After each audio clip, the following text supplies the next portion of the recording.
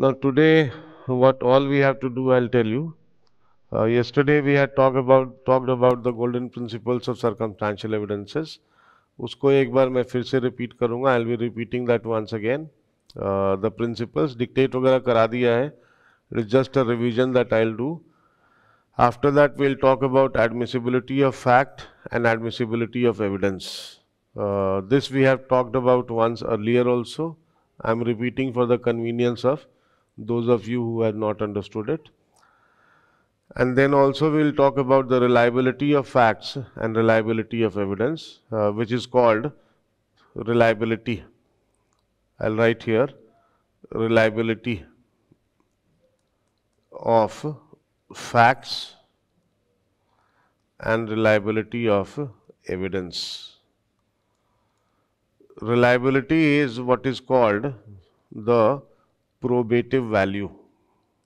तो जब आप कहते हैं probative value, when you say reliability, so you mean the probative value of facts or probative value of evidence. तो reliability का दूसरा नाम है probative value. What it is, I'll explain to you after a while. ठीक है. So I'll be talking about the Panchsheel principles related to the circumstantial evidences, which I have already discussed and dictated yesterday. Today I'll just be repeating it in 5-10 minutes.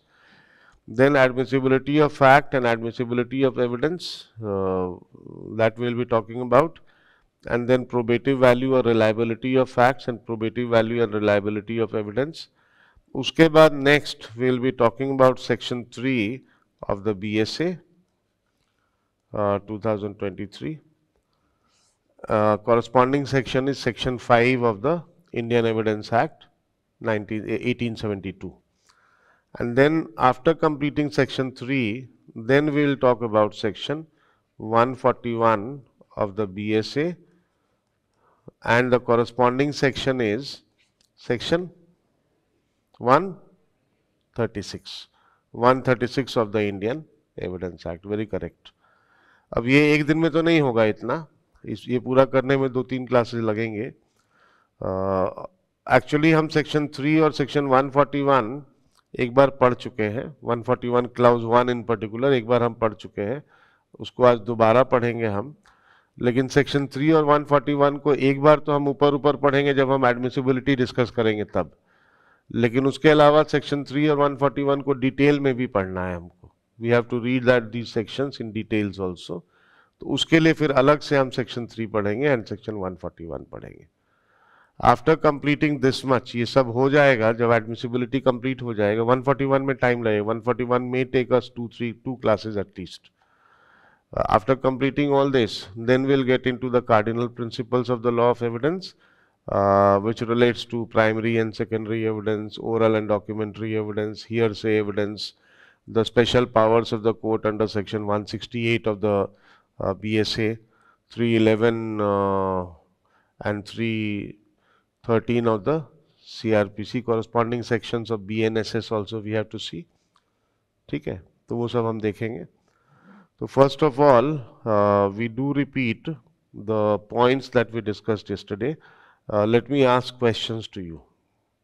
Let me ask questions. Please raise your hand, whoever is willing to answer my questions. Please tell me, what are the essential principles of, essential cardinal principles or golden principles or Panchsheel Siddhant of appraisal of circumstantial evidences?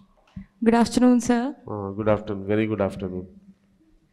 Sir, the essential elements of Panchsheel were the facts which, the relevant facts of which need to be proved for to prove fact in issue must be duly proved. The relevant facts which need to be proved to prove the fact in issue must be duly proved. It can be proved by oral and documentary evidences. It can be proved by oral or documentary evidence. Very correct. First point. Yes, ठीक sir. है. And then the duly proved fact, उन पे जो evidence होंगे, the evidence must be admissible for coming to the one hypothesis, which is the guilt of the accused. I'll just make a slight correction. The duly proved facts together, put together, they must result into one and only one hypothesis, and that is the guilt of the accused. No other hypothesis should be possible. The circumstantial evidence chain must establish the must and should be. There are not any maybe situation. ठीक है. The chain of circumstantial evidences must be complete, and the chain of circumstantial evidences together must and should prove the guilt of the accused and not may prove. The garland should be complete. पहले मुझे तो बोल दें तो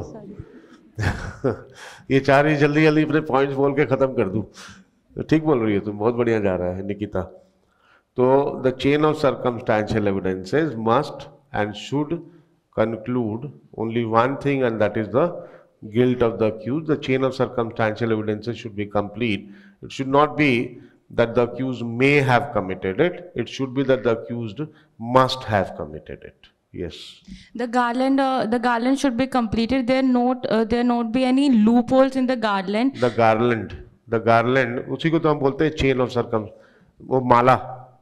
That mala, the chain should be completed, and there should not be any vacuum, any loopholes in the chain. तो ये तो उसी थर्ड प्रिंसिपल का पार्ट है. दो बचे हुए हैं अभी. वो याद नहीं आएगा तुमको, मुझे पता है. सोचो. 3 तो हो गए. नहीं सरेंडर, नॉट सरेंडर. सोचो.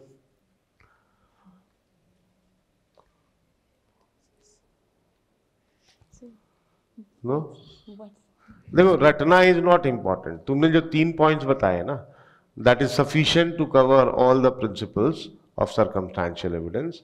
These 3 points are sufficient to cover all the principles of circumstantial evidence. But since you have to write in the exam, so if they have given you 5 points, so you must remember those 5 points. 2 points अभी रहते हैं, which is impliedly already covered in the 3 points that you have said. So who will tell the other 2 points? रुक जाओ. और कोई? बाकी के 2 points कौन बताएगा? बोलो. माइक नहीं, माइक में बोलना है. सोचो स्टेज पे परफॉर्मेंस कर रहे हो. हाँ, बाकी 2 पॉइंट्स बोलो. माइक को पास रखो. Good afternoon sir. हाँ, गुड आफ्टरनून. सर, सर्कमस्टांसेस हैं पूरे केस के, या एविडेंसेस जो हैं, रेलेवेंट फैक्ट्स जो है, वो कॉन्क्लूसिव और मतलब कॉन्क्लूसिव टेंडेंसी और नेचर के होने चाहिए. The circumstances means what? Relevant facts. All the relevant facts, they will be called, every relevant fact will be called one circumstantial evidence.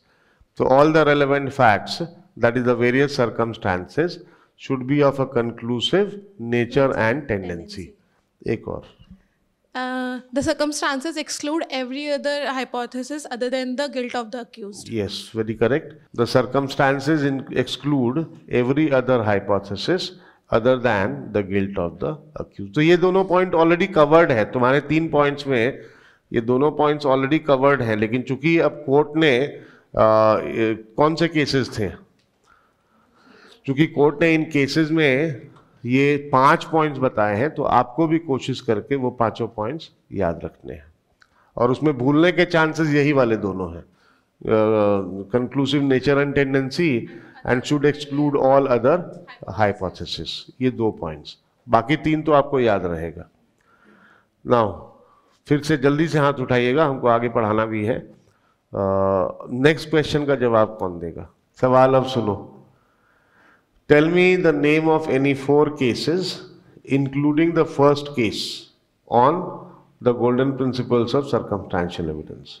Name of the case, if possible the year also, if not possible then only the name of the case. बोलो, mic पास रखो. Sir, the first case is Hanumant versus State of MP, 1952 Supreme Court. Anupam. Hanumant versus State of. Hanumant versus State of Madhya Pradesh. हाँ. 3 judge bench. हाँ. 1952 Supreme Court. Very correct. And judgment was delivered by Honorable Mr. Justice Meher Chand Mahajan. मेहर चंद महाजन. वाह. Yes sir. Clapping ना हो जाए, एक बार clapping हो जाए. ऐसे ही याद रखा करो तुम लोग.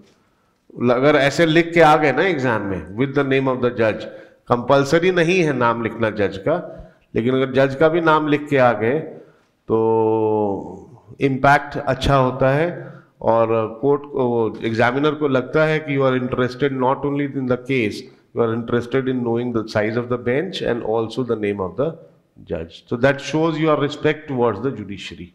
Yes, please. Sir, again, the Panchsheel rule was reiterated in Sarda, Birdi Chand Sarda versus Sharad Birdi Chand Sarda versus State of Maharashtra. It was 1984 Supreme Court, 3-judge bench, and judgment was delivered by Honorable Mr. Justice S. Murtaza Fazal Ali. Yes, Honorable Mr. Justice S. Murtaza Fazal Ali Justice. Yes, very correct. It was a 3-judges bench and all the 3 judges have given their separate judgment in this case. ठीक है, I have sent you the case. Case भेज दिया आपको मैंने. और 2 और अगर बता सको तो. Sir, again it was reiterated in Rahul versus NCT. Rahul तो याद ही रहेगा तुमको. Yes sir. Rahul versus NCT State of Delhi 2023 Supreme Court and also in Manoj Kumar versus. जज का नाम बताइए. नहीं याद है? Honorable Bela M. Trivedi Justice. She had given the judgment. It was a 3-judges bench. Rahul versus State NCT of Delhi was a 3-judges bench 2023. Yes. और एक. Sir एक वो बापूलाल करके था sir. Bapulal versus state of Rajasthan. Bapulal. Devilal Bapulal. Devilal Bapulal versus State of Rajasthan. Yes. 2019 Supreme Court. 3-judges bench. Honorable Mr. Ranjan Gogoi Justice, Chief Justice. है ना. कभी भी चीफ जस्टिस और जस्टिस में कंफ्यूज नहीं होना. जिस समय उन्होंने जजमेंट डिलीवर किया था उस समय वो जस्टिस थे कि चीफ जस्टिस, ये हमेशा याद रखिएगा. इसमें कंफ्यूज मत होइएगा.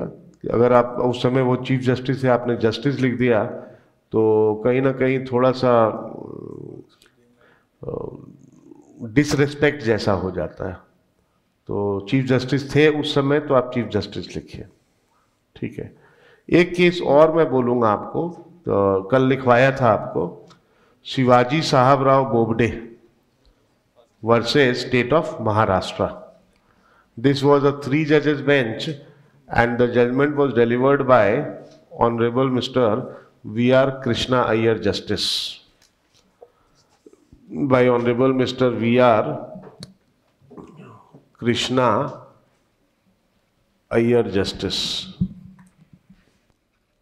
It was 1973 Supreme Court. Means first Hanumant case was there. After that this Shivaji Sahib Rao Bobde wala case was there. And then उसके बाद it was Sharad Birdi Chand Sarda. तो ये सीक्वेंस थोड़ा सा याद रखिएगा. And they are all 3-judges benches. ये सारे के सारे 3-judges bench है. So in that sense they are all landmark. Fine. ठीक है. So the principles that we have regarding the Panchsheel, that is the golden principles of appraisal of circumstantial evidences. ठीक है, तुमको याद था? ये केसेस याद थे? चलो ठीक है, अगली बार तुमसे पूछूंगा.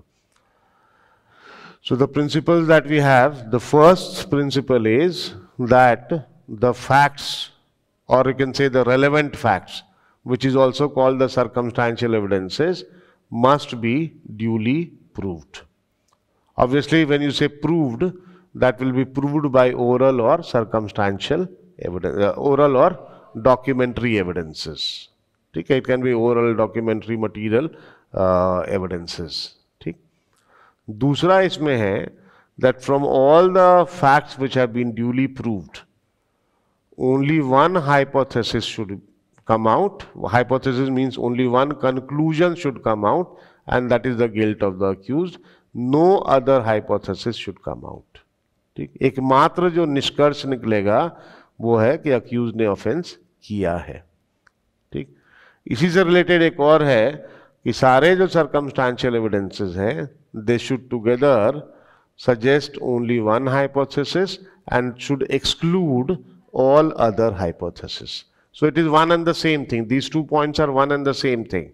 Should exclude all other hypotheses. ठीक. जरा सा भी चांस है कि the accused may not have committed the offense from the evidences that from the facts that have been proved. If there is a slightest chance that the accused may not have committed the offense, then in that case the conviction of the accused cannot be done. The accused will be acquitted. अगर जरा सा भी chance है he may not have committed the offense, then the accused will not be convicted, he will be acquitted. ठीक. चौथा, fourth, that the circumstantial evidences should be of a conclusive nature and tendency. Now, when we say circumstantial evidences should be of a conclusive nature and tendency, this is also related to the second point. Means the various relevant facts which have been proved, they put together, they should conclusively suggest that the accused has committed the offense. ठीक. Conclusively को यहाँ पे आप conclusive proof से relate मत करिएगा, क्योंकि conclusive proof जो डिफाइंड है बीएसए में और एविडेंस एक्ट में, उसमें रिबटल पॉसिबल नहीं होता. But here when we are saying of a conclusive nature and tendency, we are using the word conclusive in a general parlance, common parlance. उसको हम कंक्लूसिव प्रूफ के definition के context में use नहीं कर रहे हैं. और last, all the chain of circumstantial evidences should be complete. The chain of circumstantial evidences should be complete, and so complete as not to leave any doubt about the guilt of the accused. जो chain of circumstantial evidences है, बार बार मैं बोल रहा हूं, जो हम कहते हैं circumstantial evidence, उसका मतलब है relevant facts. हर relevant fact को हम एक सर्कमस्टांशियल एविडेंस बोलते हैं.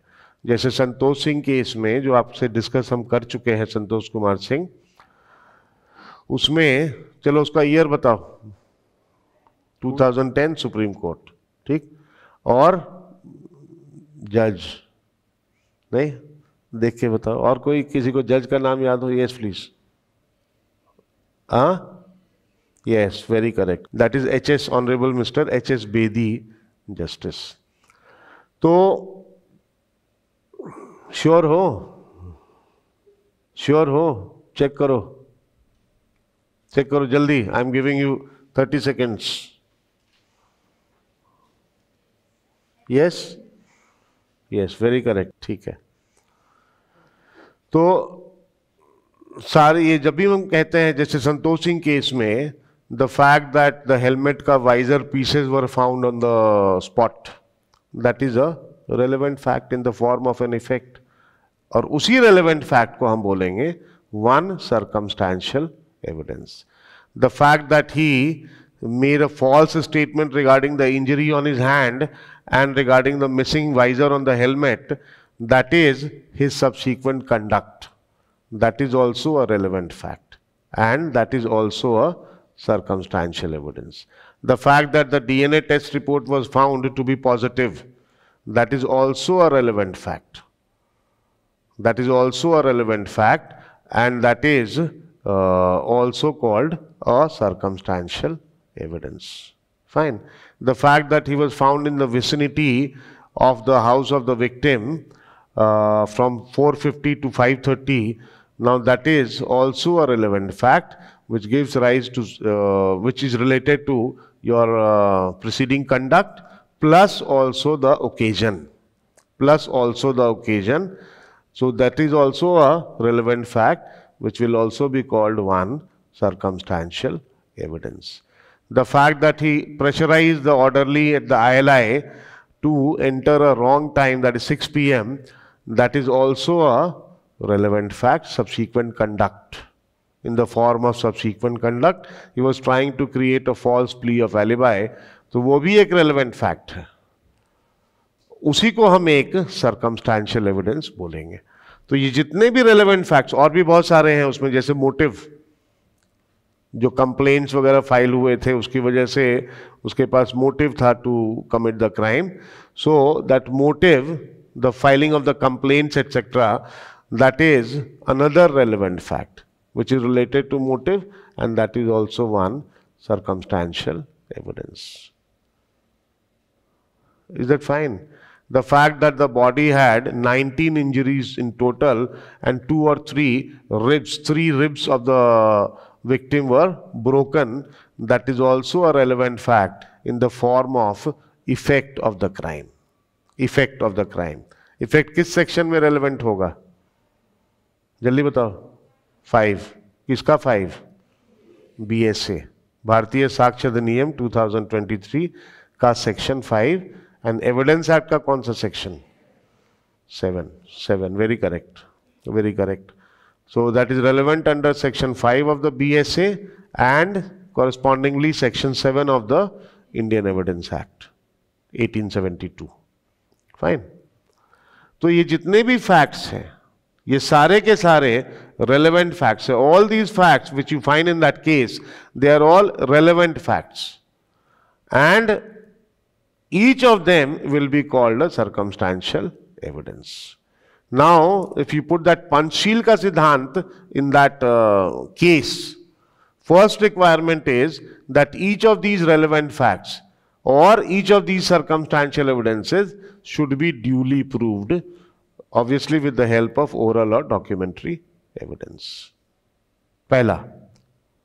Dusra, that all these circumstantial evidences or relevant facts put together, they should result into only one hypothesis, and that is that the accused has committed the crime, and no other hypothesis. It should exclude any other hypothesis. So अब यहाँ पे common sense लगाते हैं हम, judicial common sense. Putting all these things together, all these facts together, what is the judicial common sense suggesting? The judicial common sense of the judge is suggesting that no, he has committed the crime, he must have committed the crime. It is not that he may have committed the crime.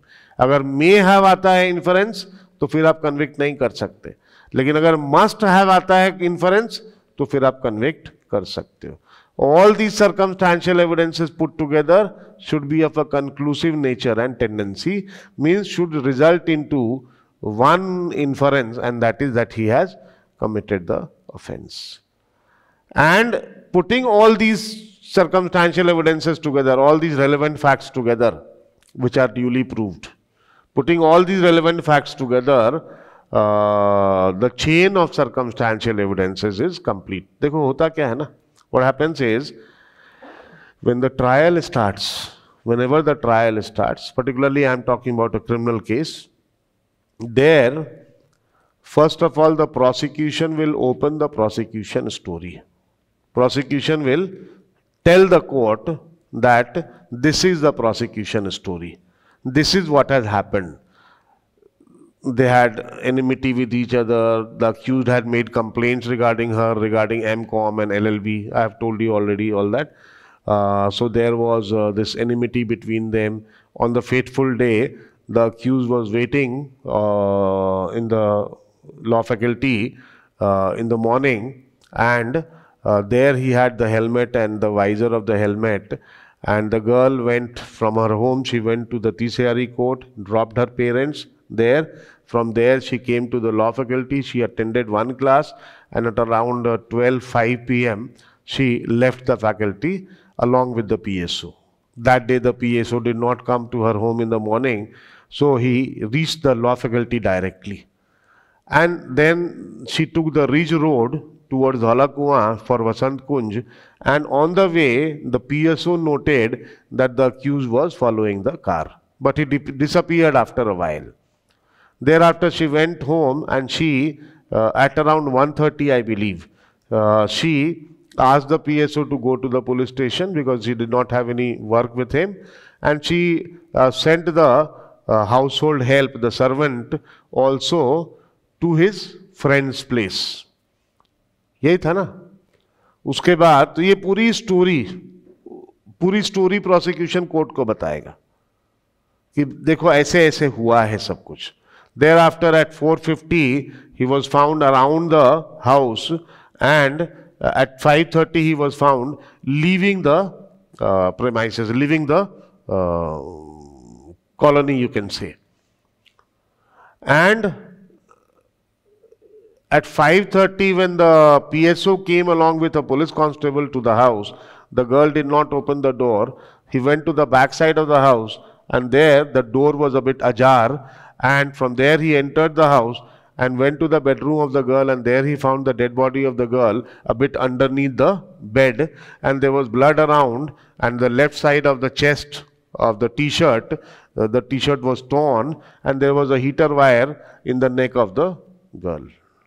And there were visor pieces spread in the room. Then he informed the police. At around 7:30 the mother came, because mother और father तो गए हुए थे तीसरी court ना, वहाँ से अपना और बाकी काम वाम करके लौटे. She suspected the accused. He must have committed. And then the police went behind the accused, and finally when they apprehended the accused, they asked him about the injury on the right hand and also about the missing visor piece on the helmet, plus the punch marks on the helmet, to which he gave a false reply. Because the doctor gave the opinion that it was an injury caused within the last 36 hours, whereas he was saying that the injury was caused on the 14th of January, and today it is 23rd of January when the incident has happened. So according to him, the injury was an old injury, but according to the doctor, the injury was a fresh injury. यही सब है ना facts.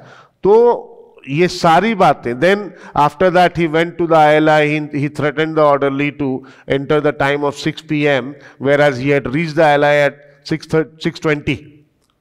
So he wanted to create that buffer of 20 minutes to create false alibi. So this story will be told by the prosecution to the court. And now it is the burden of proof of the prosecution. ये सारे notes बनेंगे, देखो ऐसे. Just a minute. ये सारे notes बनेंगे कि इनके बीच झगड़ा था, सुबह के टाइम में वो लॉ फैकल्टी में पाया गया, उसके पास हेलमेट था, हेलमेट में वाइजर भी था. उसके बाद वो the girl she attended the class and at around 12:10 p.m. she left the faculty. Then she was being followed by the accused on the way and later he disappeared. तो ये पूरा sequence बनाएगा prosecution कि देखिए ऐसे ऐसे घटना हुई है.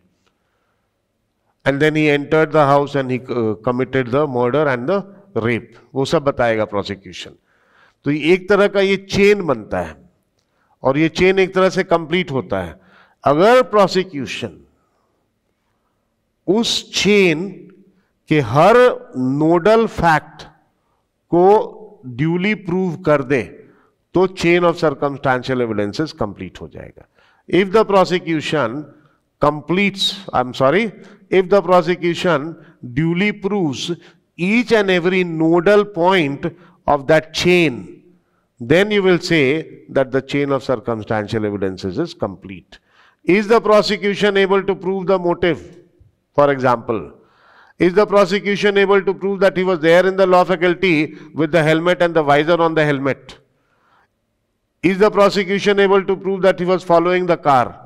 Is the prosecution able to prove that at 4:50 he entered the colony and at 5:30 he left the colony? Is the prosecution able to prove that it was him who committed the sexual intercourse?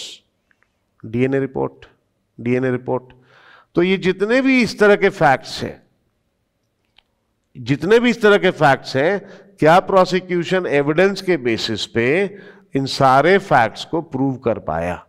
अगर prosecution ने इन सारे facts को, prosecution story की जो सारी बातें हैं, सारे तथ्य हैं, सारे फैक्ट्स हैं, अगर prosecution, if the prosecution has been able to prove all those facts and each of these facts is a relevant fact, has the prosecution been able to prove all these relevant facts which are the nodal points of the story of the prosecution? If yes, then the chain of circumstantial evidences is complete and now the accused will be convicted, because one and only hypothesis which is possible out of these chain of circumstantial evidences is the guilt of the accused, and it is not suggesting any other hypothesis. Then yes, you can convict the accused. अब हुआ क्या, trial court ने क्या किया? Trial को मैं देखो, उस केस को मैं बार बार उठाता हूं क्योंकि वो केस आपके साथ मैं डिस्कस कर चुका हूं. I have already discuss the case with you. बार बार उस केस को मैं उठाता हूं ताकि उसके बेसिस पे आपको समझ में आ जाए. टॉपिक समझ में आ जाए। अब ट्रायल कोर्ट में क्या हुआ, डीएनए टेस्ट को नकार दिया कोर्ट ने, DNA test was rejected. Why? Because the packet in which the undergarment was sent for DNA testing, the seal of that packet was open, so the court held that it was not reliable. The doctor who gave the opinion that it was a fresh injury means he was speaking lie. That doctor's testimony was rejected by the trial court. So that way many of these evidences were rejected by the trial court, and therefore according to the trial court the chain is not complete. And there were two hypotheses possible. One was that he may be guilty, maybe he must be guilty, नहीं, he may be guilty or he may not be guilty. और जैसे ही दो hypothesis possible होगा, आप accused को convict नहीं कर सकते. You cannot convict the accused if there are two or more hypotheses possible. And therefore in the trial court he was acquitted. But the High Court, on the basis of the same evidences, accepted the validity of the DNA report, accepted the trustworthiness, truthfulness of the doctor who gave the testimony, and so on and so forth. So the same evidences which were rejected by the trial court, the High Court, on the application of a superior judicial mind, the High Court accepted all those evidences.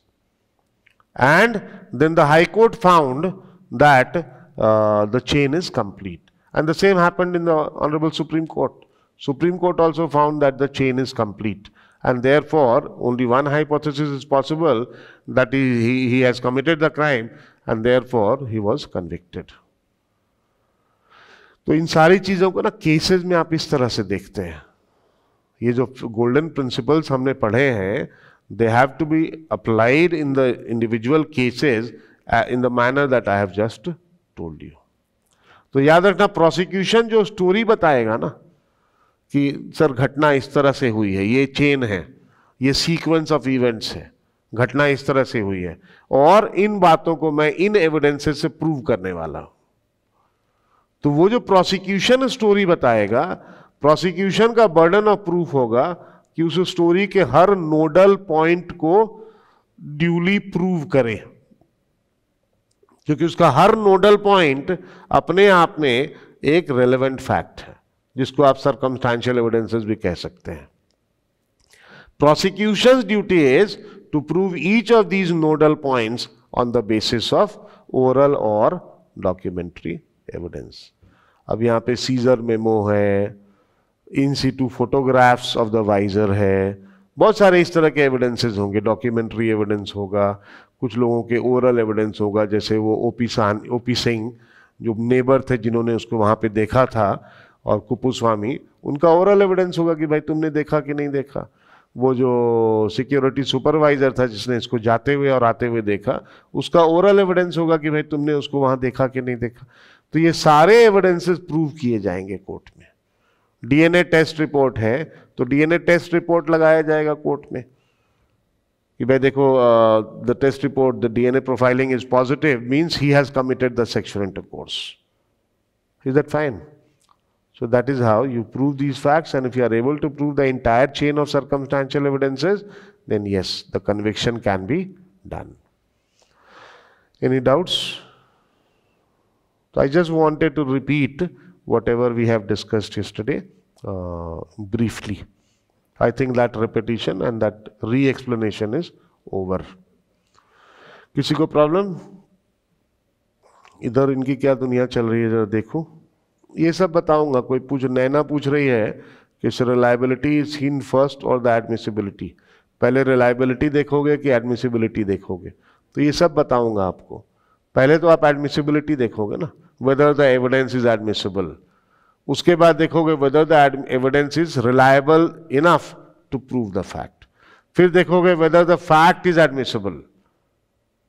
तो fact is duly proved, is relevant fact duly proved, it is admissible. फिर देखोगे whether the facts together are reliable. तो पहले हम admissibility देखते हैं, उसके बाद रिलायबिलिटी देखते हैं. लेकिन ये पॉइंट अभी मैं डिस्कस करने वाला हूं, तो थोड़ा नैना जी वेट करिए थोड़ा सा. Okay.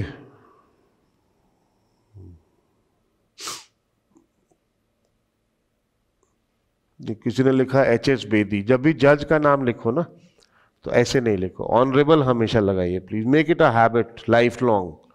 Even if you are a lawyer, no, you have to use the word honorable.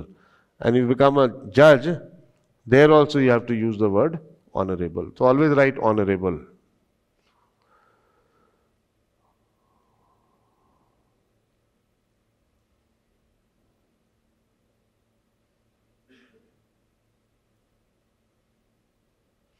कोई पूछ रहा है कि अगर वो फॉर्मर CJI हो चुके हैं, फॉर्मर CJI, जैसे for instance honourable mister DY Chandrachud chief justice, तो हम उसी टाइम का CJI लिखेंगे ना. देखो जिस समय वो डिसीजन दिया था जज साहब ने, उस समय वो जस्टिस थे कि चीफ जस्टिस थे.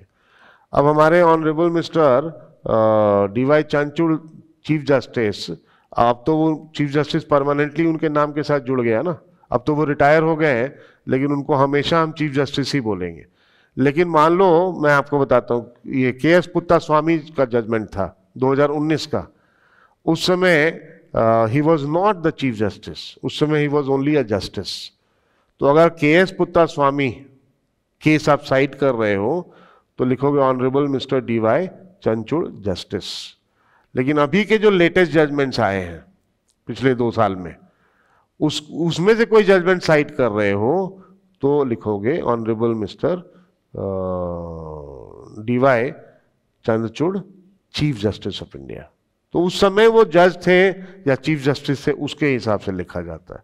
जिस समय जजमेंट आया ना, उस समय वो क्या थे, अकॉर्डिंगली. अब तो वो जजमेंट पास नहीं करेंगे ना, नाउ तो ही इज रिटायर्ड, तो अब का तो कुछ नहीं होगा उनका. लेकिन जब रिटायरमेंट के पहले जो जजमेंट्स दिए हैं, तो उस समय जज थे या फिर चीफ जस्टिस थे, वो उसके हिसाब से लिखोगे.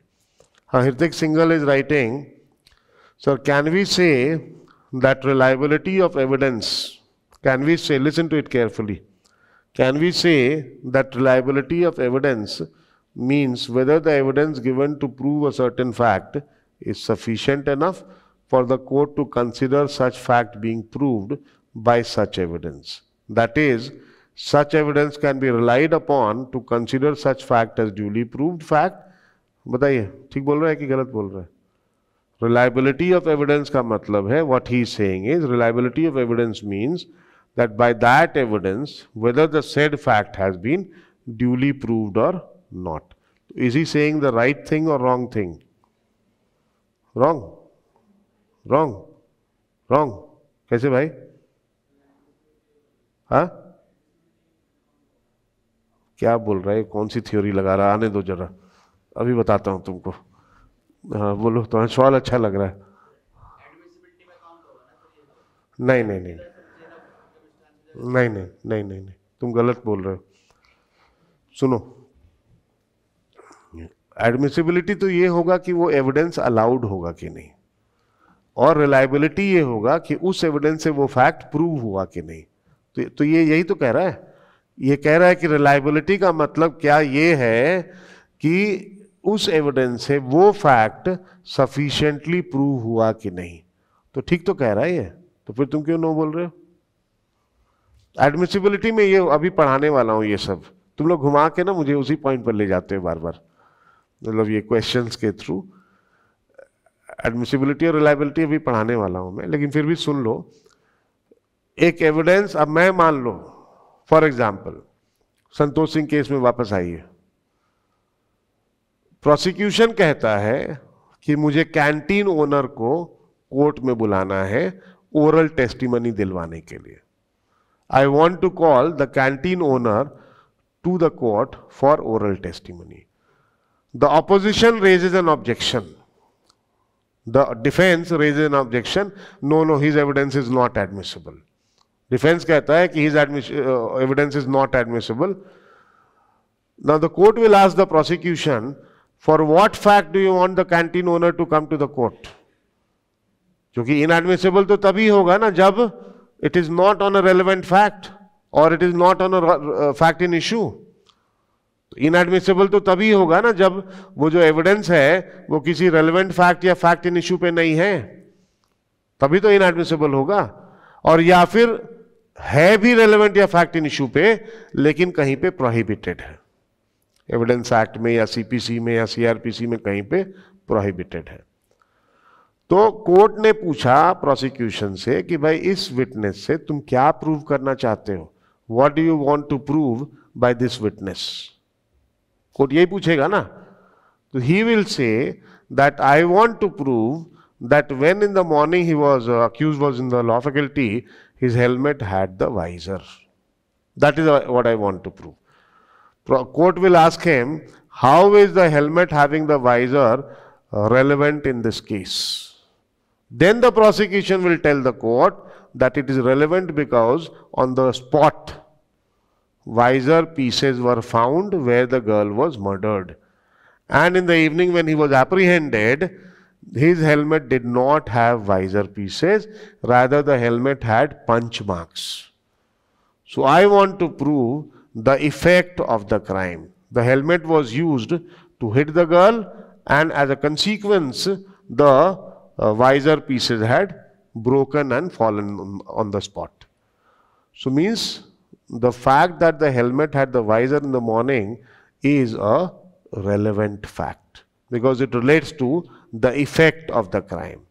Now the moment he proves this, the moment the prosecution proves this, means the evidence is on a relevant fact and therefore it becomes admissible. आया समझ में? चूंकि वो एक relevant fact पे है तो evidence हो गया admissible. हाँ, अगर किसी सेक्शन में कहीं पे prohibition है, अब 23 BSA में prohibition हो या फिर प्रिविलेज्ड कम्युनिकेशन के जो सेक्शंस हैं उनमें कहीं पे प्रोहिबिशन हो, तब तो बात अलग है, तब तो फिर एविडेंस एडमिसिबल नहीं होगा। लेकिन इस केस में कहीं प्रोहिबिशन है नहीं इस एग्जांपल में, and therefore the court will allow the evidence. तो ये हो गया एडमिसिबिलिटी कि भाई उस विटनेस का एविडेंस अलाउड हो जाएगा। अब वो विटनेस कोर्ट में आएगा।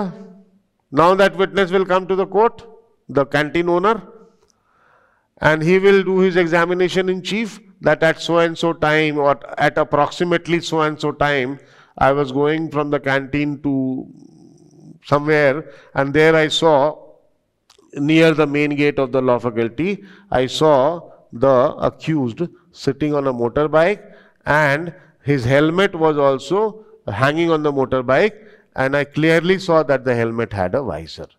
Then he will be subjected to cross-examination. Now the defense will cross-examine him. How did you notice the accused so distinctly? There may have been so many people. तो आपने accused को ही इतना distinctly क्यों notice किया था? तो canteen owner कह सकता है, I don't know what he said, but कह सकता है कि he was a pass out from the law faculty and still he was there in the morning. So I thought why he was there in the morning and therefore I noticed him more carefully. Or maybe he can say that no, there were not too many people at that place when I was going from there. And since he was a regular visitor, so I could identify him immediately. Therefore, I noticed him. From what distance did you see him? So he'll tell from 50 meters, from 20 meters, from 10 meters I saw him. And it is clearly visible. It was morning time. It was clearly visible, etc. So इस तरह से उसका cross-examination होगा. After everything said and done, now the court will apply its mind whether the evidence given by the testimony, the statement on oath given by the canteen owner sufficiently proves the fact that the helmet had the visor in the morning. If yes, and that is where the judicial prudence of the judge will act now. तो क्या वो evidence उस fact को, कौन सा fact, helmet में visor था, उस फैक्ट को सफिशिएंटली प्रूव कर रहा है, या उसी को हम कहते हैं रिलायबिलिटी ऑफ द एविडेंस, उसी को कहते हैं प्रोबेटिव वैल्यू ऑफ द, उसी को कहते हैं probative value of the evidence. ठीक, तो रिलायबिलिटी तो बाद की बात हुई ना, पहले तो एडमिसिबिलिटी की बात आएगी कि एविडेंस एडमिसिबल होगा कि नहीं, फिर आएगा इशू कि वो एविडेंस उस फैक्ट को प्रूव करने के लिए रिलायबल है कि नहीं। जब रिलायबिलिटी या प्रोबेटिव वैल्यू की बात आती है तो कोर्ट का अपना जुडिशियल माइंड लगता है। आप जब जज बनोगे यहीं पे तो सारा जज का रोल होता है। पहले भी कल भी बोला था मैंने, जज का एक रोल तो होगा कि प्रोसीडिंग्स ढंग से हो जाए। अब क्रॉस एग्जामिनेशन में इंसल्टिंग अनोइंग क्वेश्चंस ना पूछे जाएं, इम्प्रॉपर क्वेश्चंस ना पूछे जाएं। इन सब के लिए प्रोविजंस हैं बीएसए में। For all these there are provisions in the BSA. Cross examination कैसे होगा, इंटायर प्रोसीजर, लीडिंग क्वेश्चंस पूछ सकते हैं कि नहीं, एवरीथिंग। विटनेस हॉस्टाइल होगा तो क्या करेंगे, everything is provided in the evidence act. ये सब करने के बाद एविडेंस रिकॉर्ड हो गया। अब now comes the question whether that evidence goes on to prove that fact sufficiently और नॉट, जिसको हम बोलते हैं duly proved. So whether that evidence duly proves that relevant fact, and there the question of reliability, and that is where the judicial mind of the court applies. Is that fine? Yes, please. बताओ, तुम ऐसे क्यों देख रहे हो मुझे? आ रहा है समझ में? अब एक ही बात कई बार हो गई ना, यही बातें तो बार बार घूम, और अभी एडमिसिबिलिटी पढ़ाऊंगा तो फिर यही बात फिर से आ जाएगी।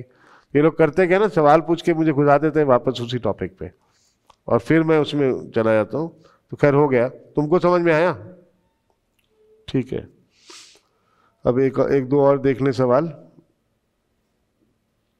सर क्लास में सब समझ में आ जाता है, पर शाम को पढ़ने पर फिर क्वेश्चंस अराइज हो जाते हैं। वो तो ठीक है, क्वेश्चन अराइज होगा तो कोई बात नहीं, वो तो अराइज होगा ही, लेकिन कोशिश करो कि जो भी हम यहाँ डिस्कस कर रहे हैं ना, उसको कॉपी में नोट डाउन करते रहो।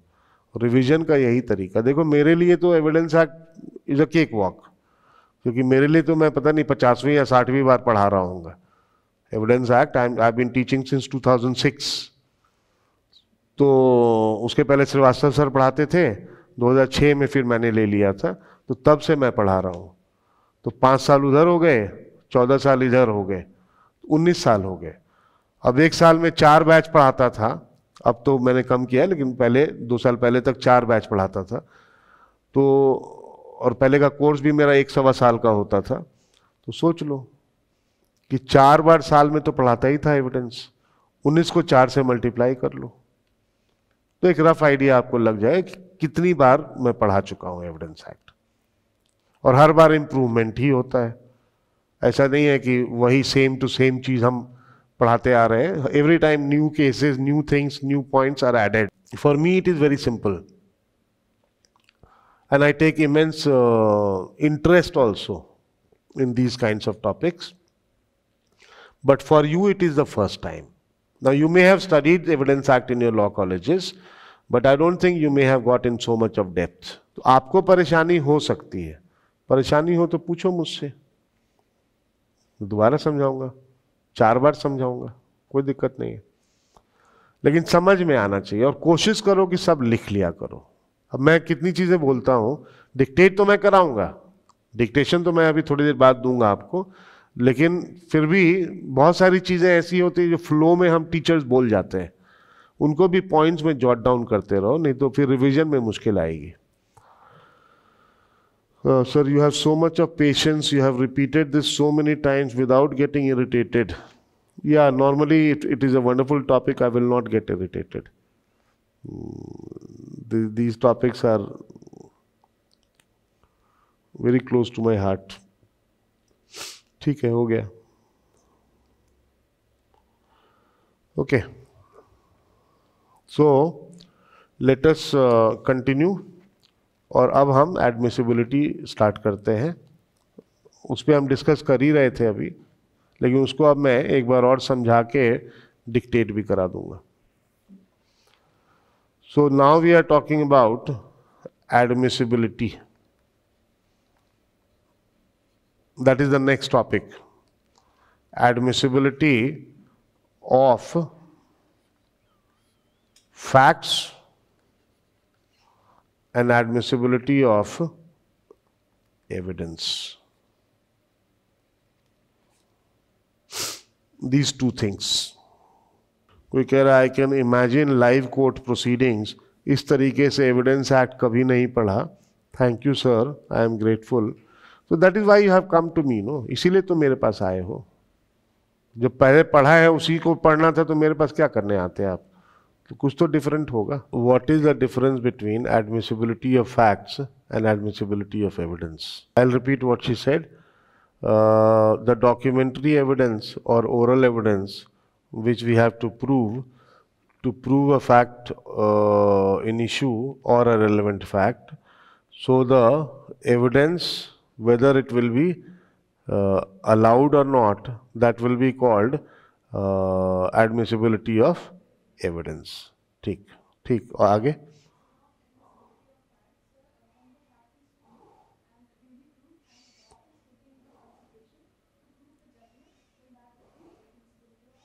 when a fact which is a relevant fact, when a fact which is a relevant fact is duly proved by the evidence and thereafter that fact is taken into consideration to decide the fact in issue, then that is what is called admissibility of fact.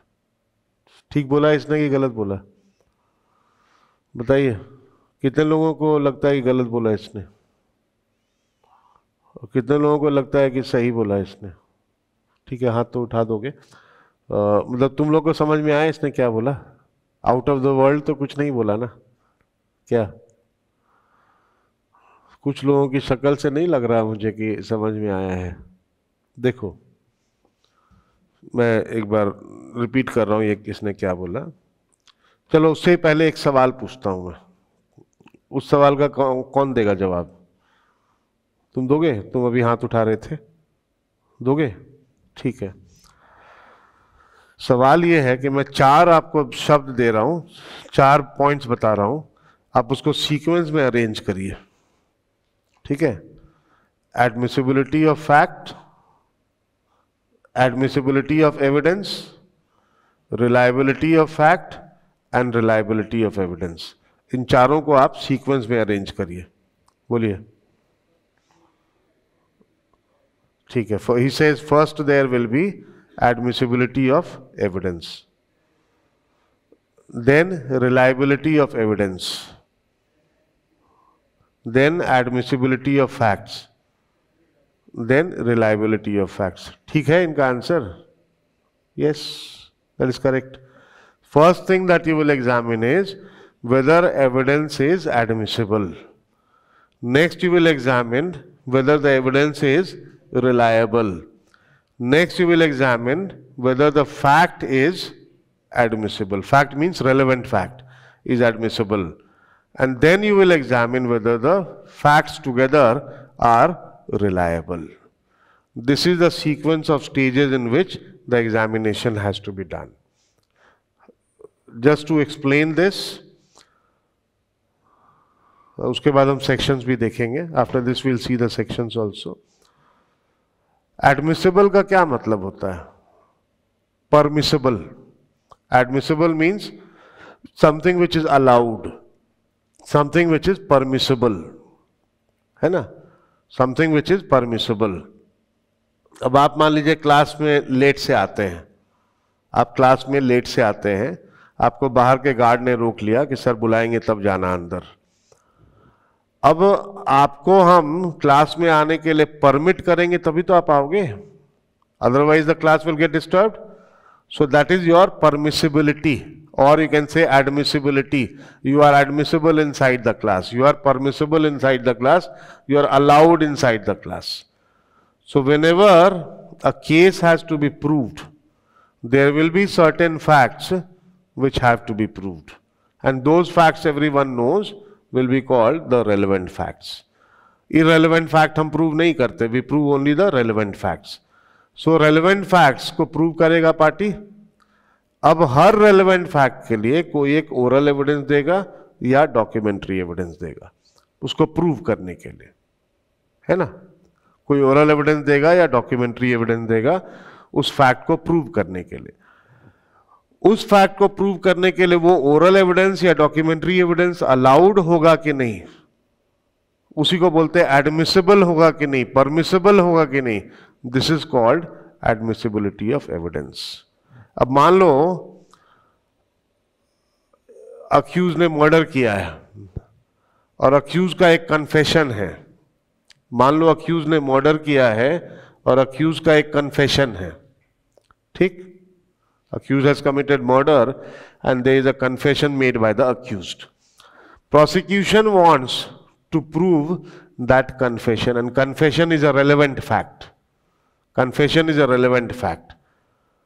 Since confession is a relevant fact, the general rule will be that the evidence of that confession, अब वो confession का evidence written form में भी हो सकता है, oral evidence भी हो सकता है.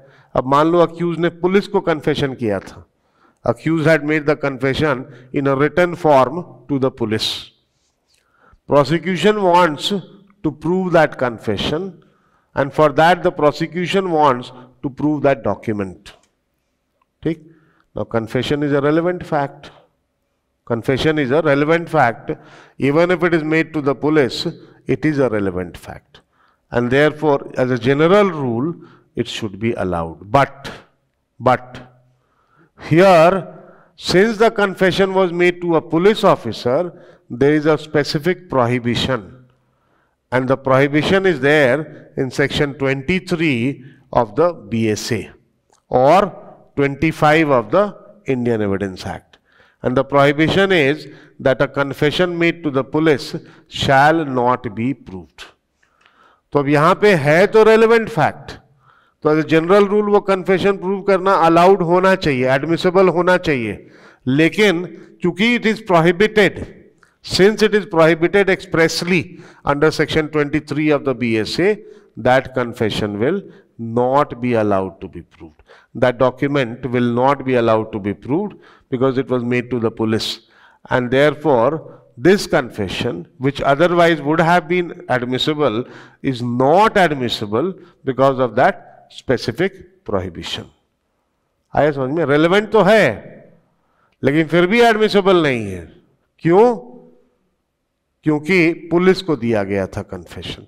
अब मान लो वो कन्फेशन अक्यूज ने मुझे दिया था, अक्यूज ने ओरली वो कन्फेशन मुझे दिया था. I am not a police officer, मुझे एक जनरल इंडिविजुअल को दिया था कन्फेशन.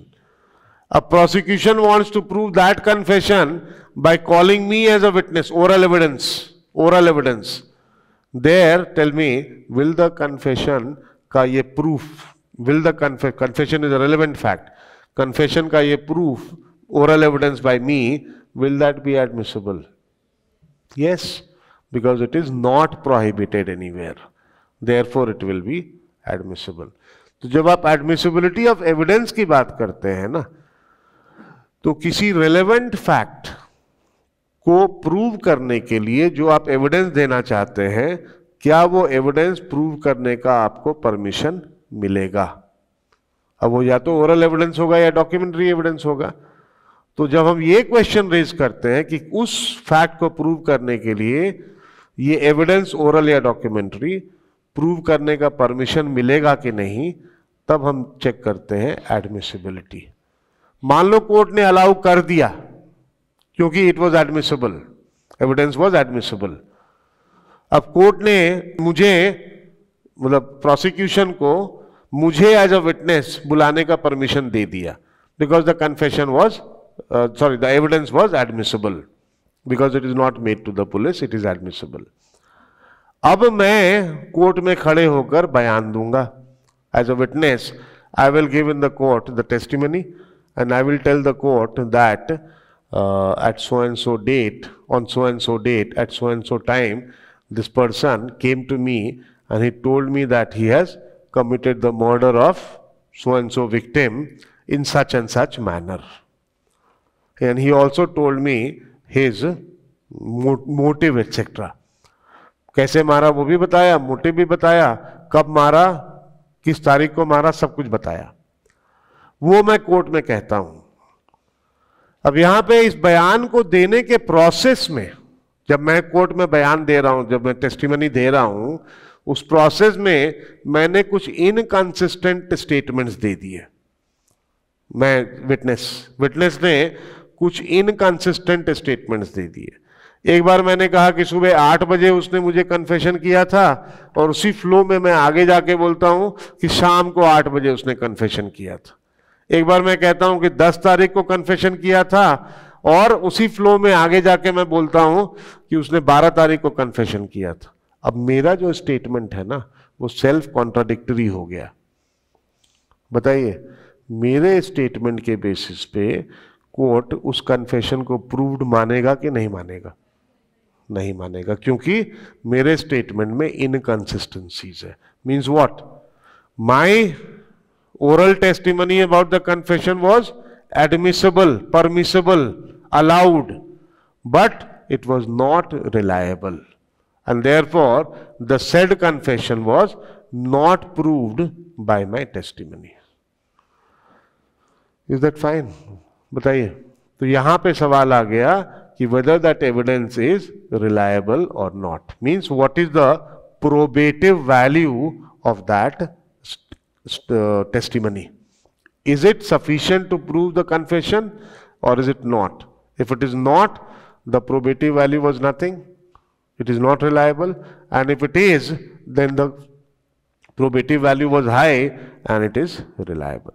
तो ये हो गया admissibility of evidence and reliability of evidence. इसको थोड़ा सा लिखवा दूं? लिखो, please write. Whenever a trial takes place, whenever a trial takes place, the prosecution would propose, whenever a trial takes place, the prosecution would propose to prove certain facts, propose to prove certain facts which are to be proved by, some oral or documentary evidence. Propose to prove some facts which are to be proved by some oral or documentary evidence. ठीक? The first stage would be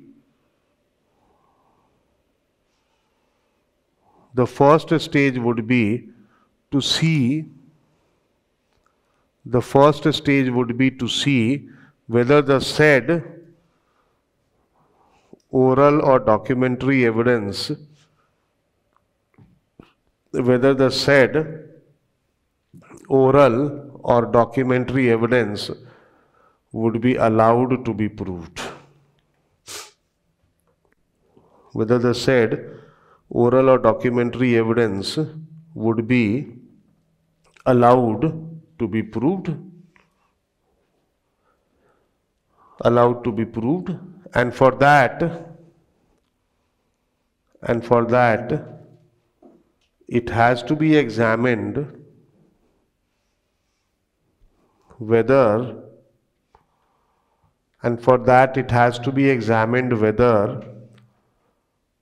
the said evidence is on a relevant fact or fact in issue. Whether the said evidence is on a relevant fact or fact in issue. On a relevant fact or fact in issue. And also it has to be seen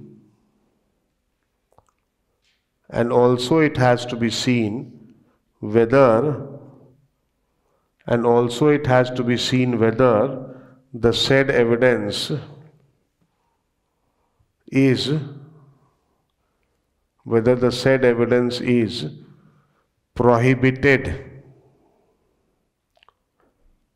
said evidence is prohibited, under some provision of the Evidence Act, prohibited under some provision of the Evidence Act.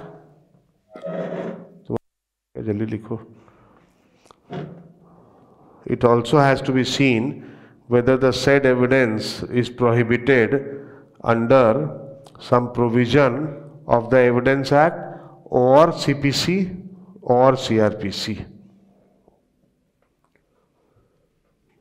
और CPC और CrPC.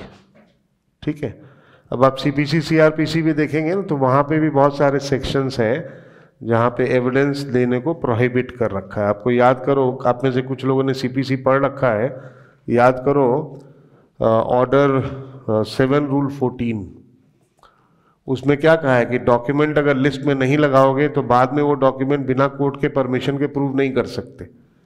Order 8 rule 1A about written statement, उसमें भी यही कहा है कि document अगर पहले लिस्ट में नहीं लगाओगे तो उसको बिना कोर्ट के परमिशन के प्रूव नहीं कर सकते। तो इस तरह का, अब हो सकता है वो डॉक्यूमेंट किसी रेलेवेंट फैक्ट पे हो, लेकिन फिर भी आप उसको प्रूव नहीं कर सकते क्योंकि सीपीसी में प्रोहिबिशन है।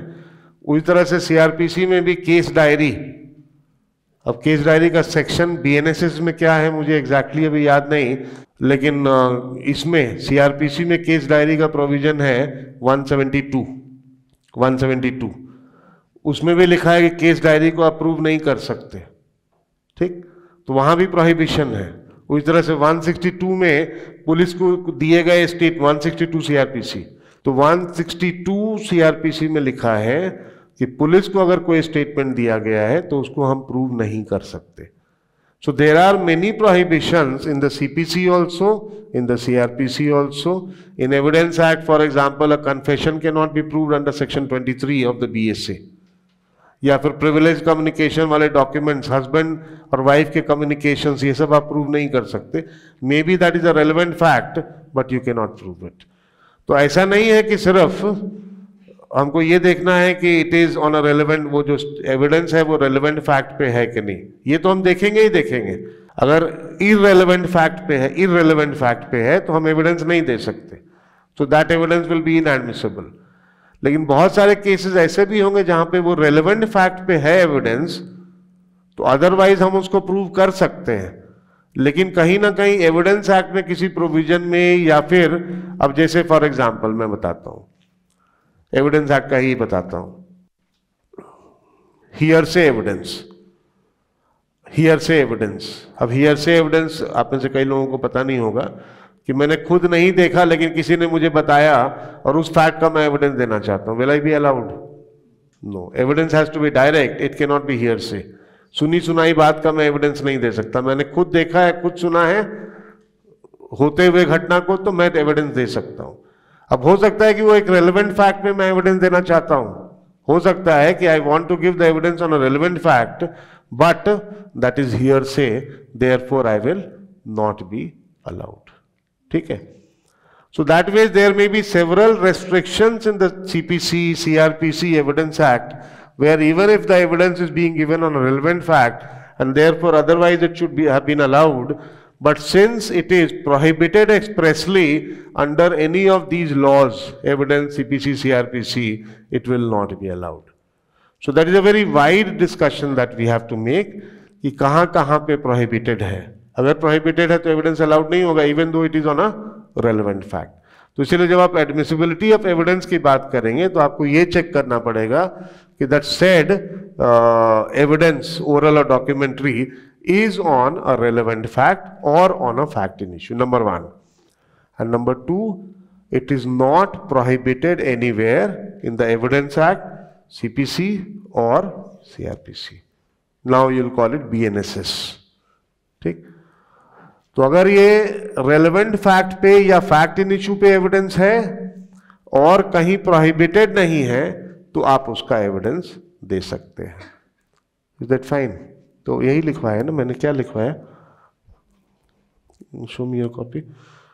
एविडेंस वुड बी अलाउड करो उसको, allowed to be proved, and for that, ये फॉर में एफ कैपिटल क्यों हो गया तुम्हारा, स्मॉल करो उसको। For that, H has to be examined. H has to be. It has to be.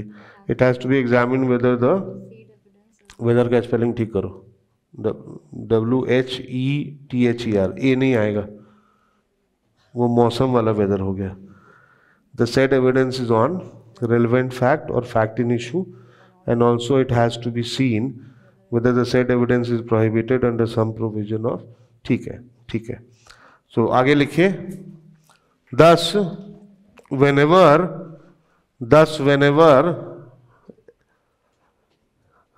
some oral or documentary evidence is proposed to be proved, whenever some oral or documentary evidence is proposed to be proved by a party, is proposed to be proved by a party,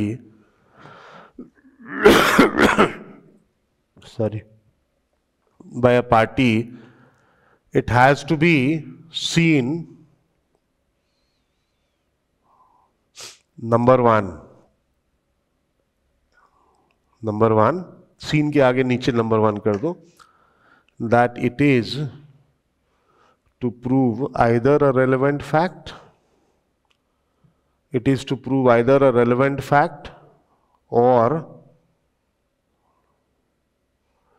fact in issue. ये सब तो आपको अब clear है ना? ये सब अगर इन दोनों पे नहीं है तो नहीं अलाउड होगा, इररिलेवेंट फैक्ट पे एविडेंस अलाउड नहीं होगा। हाँ, कोर्ट के पास पावर है 168 बीएसए में कि इररिलेवेंट फैक्ट्स पे भी सवाल पूछ सकता है, कोर्ट पूछ सकता है, वो हम बाद में पढ़ेंगे, we will be doing it later on. लेकिन पार्टी इररिलेवेंट फैक्ट पे एविडेंस नहीं दे सकता, ठीक। And number 2, that the said evidence is not prohibited,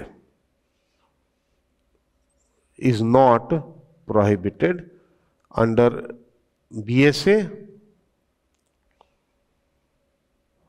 BNSS or CPC, BSA, BNSS और CPC, ठीक। Next sentence, next paragraph, if these two conditions are fulfilled, then it will be said that the evidence is,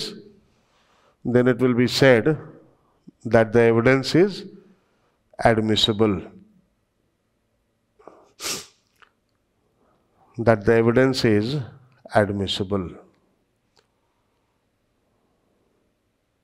अब जब कहते हैं it is admissible, इसका क्या मतलब हुआ? Allowed means the party will be allowed to prove that evidence. इसको bracket में लिख लो आप। Thus, the party will be allowed, allowed के आगे ऑब्लिक लगा के परमिटेड भी लिख लेना। The party will be allowed oblique permitted to prove the said evidence.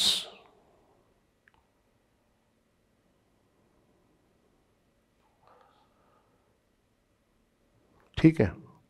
अब मैंने केस डायरी के बारे में बोला था कि केस डायरी को आप प्रूव नहीं कर सकते, पार्टी प्रूव नहीं कर सकता, लेकिन केस डायरी का कुछ कुछ इस्तेमाल भी है, तो वो डिटेल में मैंने अभी नहीं बताया है, वो जब पढ़ेंगे केस डायरी बीएनएसएस में तब बताएंगे। जैसे आईओ को कॉन्ट्राडिक्ट करने के लिए यूज किया जा सकता है केस डायरी, तो वो सब हम बाद में डिस्कस करेंगे, अभी तो मैंने बिल्कुल शॉर्ट में बताया था। ओके, ठीक है। 162 का भी नाम लिया था मैंने, सीआरपीसी 162, तो उसमें भी बहुत सारी चीजें हैं, मैंने बस पासिंग रेफरेंस में बताया है 162, but otherwise there are so many things in 162 CrPC which we'll be discussing with BNSS and CRPC। ये तो हो गया। अब नेक्स्ट एक पैराग्राफ लिख लो रिलायबिलिटी पे, रिलायबिलिटी ऑफ एविडेंस। देखो, इसके लिए, इस पूरे टॉपिक के लिए हमको 168 का प्रोवाइजो 1 भी पढ़ना है, उसके अलावा हमको सेक्शन 3 भी पढ़ना है बीएसए का, और उसके अलावा हमको सेक्शन 141 भी पढ़ना है बीएसए का। तो अब आज की क्लास में तो उतना नहीं हो पाएगा, लेकिन आज की क्लास में बस आपको जो ये 4 सीक्वेंस बताया है ना, वो मैं लिखवा रहा हूँ, जितना भी टाइम हमको है अभी उतने में लिखवा दूंगा। तो दूसरा मैंने बोला रिलायबिलिटी ऑफ एविडेंस, लिखो once some evidence is admissible, that is,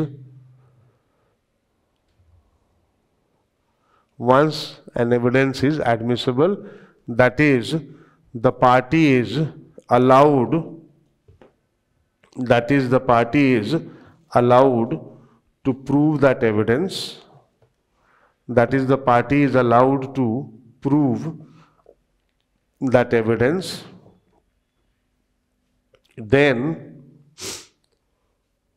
the process of proving the said evidence takes place.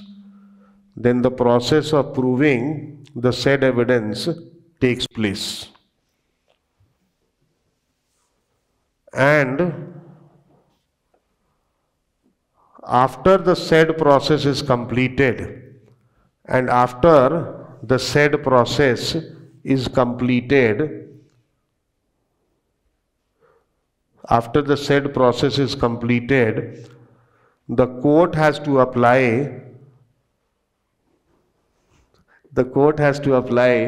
its judicial mind.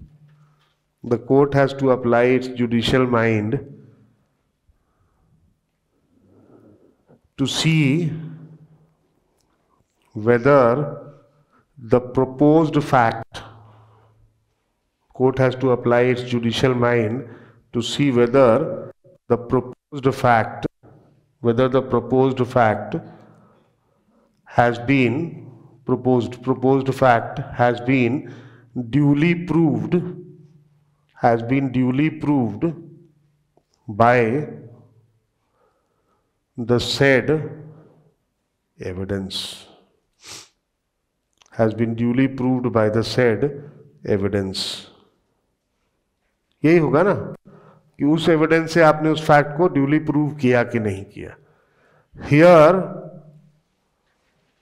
We examine the reliability और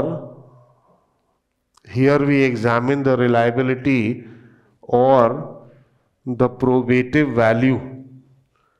Here we examine the reliability or the probative value of the said evidence. Reliability or the probative value of the said evidence.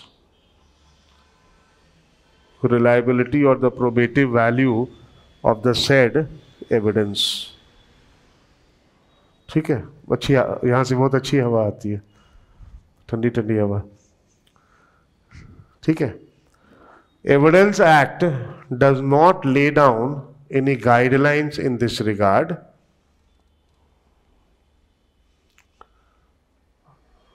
Evidence Act does not lay down any guidelines in this regard. Rather it is left upon the judicial discretion of the court. Rather, it is left upon the judicial discretion of the court. Judicial discretion of the court. ठीक है. And mind you, that is not an arbitrary discretion, that is a judicial discretion, a guided discretion. ये भी bracket में लिख लेना. It is not an arbitrary discretion. It is not an arbitrary discretion. अब जैसे मैं एक एग्जांपल देता हूं आपको. मान लो मुझे प्रूव करना है कि मैं, आज क्या डेट है, आज 10 जनवरी 2025. हाँ, मान लो मुझे प्रूव करना है कि मैं 8 जनवरी 2025 को चंडीगढ़ में था, एक हॉस्पिटल में था. ठीक, कोई एलिबाई वगैरह कुछ प्रूव करना है मुझे, तो मैं 8 जनवरी 2025 को चंडीगढ़ के किसी हॉस्पिटल में था. अब उसके लिए मैंने उस हॉस्पिटल का एक रजिस्टर कोर्ट में प्रोड्यूस किया एज अ डॉक्यूमेंट्री एविडेंस. उस हॉस्पिटल के डॉक्टर को मैंने कोर्ट में प्रोड्यूस किया as a witness, as an oral witness. और जिस टैक्सी से मैं उस हॉस्पिटल गया था, उस टैक्सी ड्राइवर को प्रोड्यूस किया एज अ विटनेस. ठीक. अब ये 3 एविडेंसेस मैंने प्रोड्यूस किए हैं for one fact, and that is कि मैं इतने बजे, सुबह के 8 बजे, 8 जनवरी 2025 को सुबह के 8 बजे मैं हॉस्पिटल में था. ये प्रूव करना है मुझे. Maybe I am trying to prove an alibi for myself in some case. Now, the register which I have produced, उसमें मेरा नाम तो लिखा हुआ है लेकिन टाइम नोटेड नहीं है। मेरा नाम लिखा हुआ है, राहुल लिखा हुआ है उसमें, लेकिन टाइम नोटेड नहीं है। तो वो तो कंक्लूसिव, वो तो प्रॉपर प्रूफ नहीं हुआ, क्योंकि टाइम इज नॉट मेंशन। और मुझे 8 बजे का प्रूफ करना है, 8 जनवरी 2025 को 8 बजे। अब उस डॉक्टर को बुलाया मैंने, डॉक्टर ने ओरल टेस्टिमनी दिया कि हाँ ये 8 बजे मेरे क्लिनिक में आया था। डॉक्टर ने टेस्टिमनी दे दिया कि हाँ ये 8 बजे मेरे क्लिनिक में आया था। उस टैक्सी ड्राइवर को बुलाया, टैक्सी ड्राइवर ने बयान दिया कि हाँ ये मेरी टैक्सी में बैठ कर गया था रात को 8 बजे। टैक्सी ड्राइवर ने बयान दिया कि हाँ ये मेरी टैक्सी में बैठकर हॉस्पिटल गया था रात को 8 बजे। अब आप बताइए, इस एविडेंस से मेरा 8 बजे सुबह 8 जनवरी 2025 को उस हॉस्पिटल में होने का फैक्ट सफिशिएंटली प्रूव हो रहा है? कैसे हो रहा है? तुम ये लड़ने के लिए तैयार हो रहा है सर, हो रहा है सर, मैं कह हो रहा है। अब बोलो कहाँ से जाएगा? मैंने कब बोला कि दिल्ली से गया था? वो छोड़ो तुम। 8 बजे मैं उस हॉस्पिटल में था कि नहीं, इन 3 फैक्ट से प्रूव हो रहा है कि नहीं, ये बताओ। कोरॉबरेट कर रहे हैं एक दूसरे को? टैक्सी ड्राइवर का कौन सा स्टेटमेंट कोरॉबरेट कर रहा है भाई साहब? टैक्सी ड्राइवर रात को 8 बजे का बयान दे रहा है। टैक्सी ड्राइवर कह रहा है कि रात को 8 बजे मैंने छोड़ा था, रात को। डॉक्टर कह रहा है कि सुबह 8 बजे आया था। नहीं, that fact is not being proved by this. Contradict कर रहा है ना। अब रजिस्टर में तो कोई टाइम मेंशन ही नहीं है, तो register is not sufficient. Register में टाइम मेंशन ही नहीं है, register is not sufficient. The taxi drivers testimony is saying 8 o'clock in the night and doctor is saying 8 o'clock in the morning. These two are contradicting each other and therefore these evidences are not reliable to prove that fact. तो ये अब court को देखना पड़ेगा ना। यहां पे इसके बारे में एविडेंस एक्ट में कोई प्रोविजन नहीं है, रिलायबिलिटी के बारे में एविडेंस एक्ट में कोई प्रोविजन नहीं है।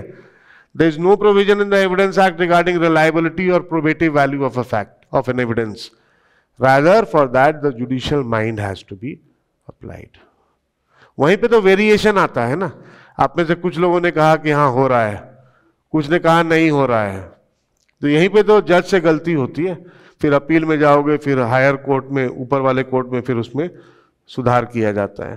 So that is where we commit mistakes in the court. Proceedings में नॉर्मली जजेस मिस्टेक, नॉर्मली, हालांकि करते तो उसमें भी है, लेकिन normally they will not do. Judicial discretion जब लगाना होता है ना, जुडिशियल माइंड जहां लगाना होगा, देयर द जजेस may vary in their opinion, and that is why we have got the provision of appeal, revision, etc., in which you can go to the superior court. बताइए, समझ में आ गया ये सब? Crystal clear to everyone? ठीक है। कोई उदास चेहरा दिख रहा है क्लास में? और नीचे जो बैठे हैं उनका क्या हाल है? ऑनलाइन वाले? Someone is writing it is contradicting statements. Yes. Hospital camera से भी तो प्रूव कर सकते हैं।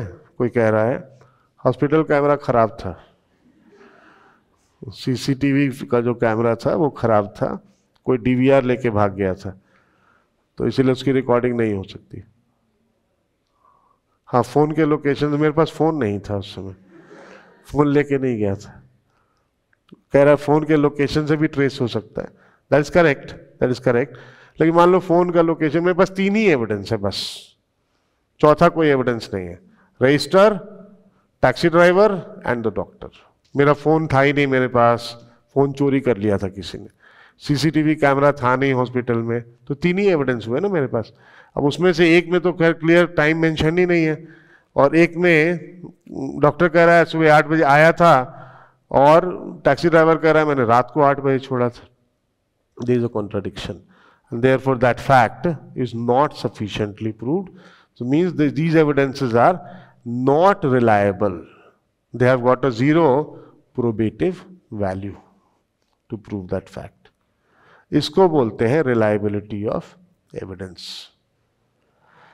ठीक, अब नेक्स्ट लिखें आप, we can do it tomorrow, but topic लिख लो आप, इसको हम कल कंटिन्यू करेंगे. Tomorrow what I will do is admissibility of fact, admissibility of evidence, I'm sorry, admissibility of fact, reliability of fact, and then इसी को फर्दर समझने के लिए we'll pick up section 168 proviso 1 of the BSA, section 3 of the BSA, and corresponding sections आपको पता ही है, section 165 proviso 1 of the Evidence Act, section 5 of the Evidence Act, and also 141 of the BSA together with 136 of the Evidence Act. ठीक है, इसको हम discuss करेंगे कल. तो हेडिंग लिख लो फिलहाल, admissibility of fact, admissibility of fact. ठीक है, इसके लिए हमको 168 प्रोवाइजो 1 पढ़ना पड़ेगा BSA का. बताइए क्या लिखा है उसमें, कौन बोल रहा है, किसी की आवाज आ रही है? बताइए क्या लिखा है 168 प्रोवाइजो 1, बोलो बोलो. हाँ, कहाँ से आ रही है आवाज? अच्छा तुम बोल रही हो, बोलो बोलो. You are Bhavya. हाँ